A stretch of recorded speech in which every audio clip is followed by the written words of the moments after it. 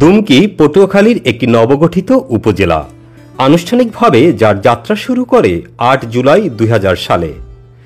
দক্ষিণবঙ্গের প্রথম বিশ্ববিদ্যালয় পটুয়াখালী বিজ্ঞান ও প্রযুক্তি বিশ্ববিদ্যালয় এখানেই অবস্থিত, যা দুমকি উপজেলাকে দেশ ও বিদেশে পরিচিতি এনে দিয়েছে।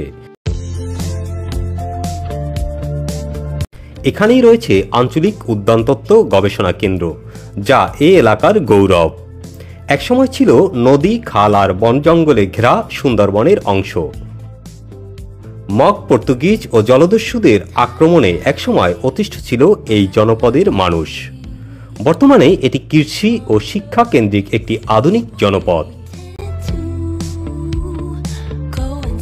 একসময়ের দুমকি ছিল বাকেরগঞ্জ জেলার অধীনে।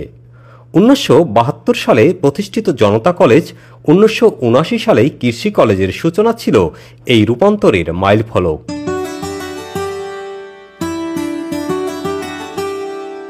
স্থানীয় বিশিষ্টজনদের অবদানে দুমকি প্রশাসনিক উপজেলা হিসাবে মর্যাদা পায়। স্থানীয় শিক্ষক, সমাজকর্মী, প্রশাসনিক কর্মকর্তা ও রাজনৈতিক ব্যক্তিদের আন্তরিক প্রচেষ্টায় এই উন্নয়ন সম্ভব হয়েছে। মাত্র ৫টি ইউনিয়ন নিয়ে গঠিত হয় ছোট্ট এই উপজেলা।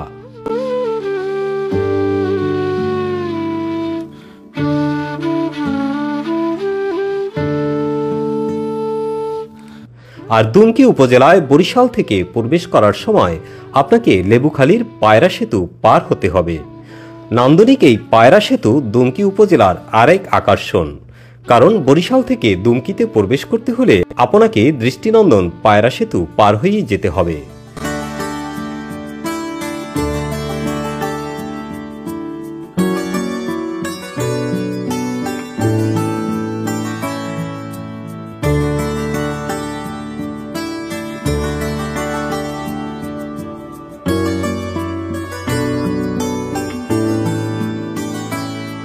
প্রাকৃতিক সৌন্দর্য, সবুজ শ্যামল ছায়াঘেরা মেঠো পথ আর দিগন্ত ছুঁয়ে যাওয়া ফসলের মাঠ যেন শিল্পীর আঁকা ছবি।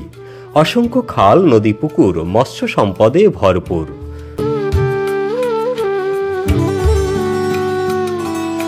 দুমকি নামটি এসেছে দ্বিমুখী একটি খালের নাম থেকে। পীরতলা বাজার ঘিরেই গড়ে উঠে থানার অবকাঠামো ও পরিচিতি। পীরতলা নামের উৎস এক বিশাল পীরগাছ থেকে, যার শিকড়ের নিচে গোপন ধন সম্পদের গল্প আজও স্থানীয় মানুষের লোকমুখে রয়েছে। একসময়ের অপরিচিত এই অঞ্চল আজ দক্ষিণবঙ্গের অন্যতম প্রশাসনিক, শিক্ষাগত ও সাংস্কৃতিক কেন্দ্র, এক অনন্য মানবিক অগ্রযাত্রার প্রতীক।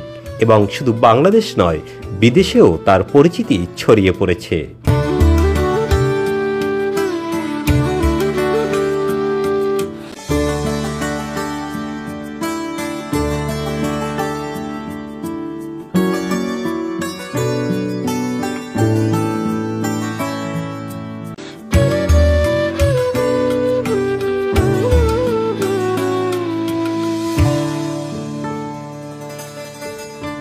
এস এম পলাশ, রূপসী টিভি।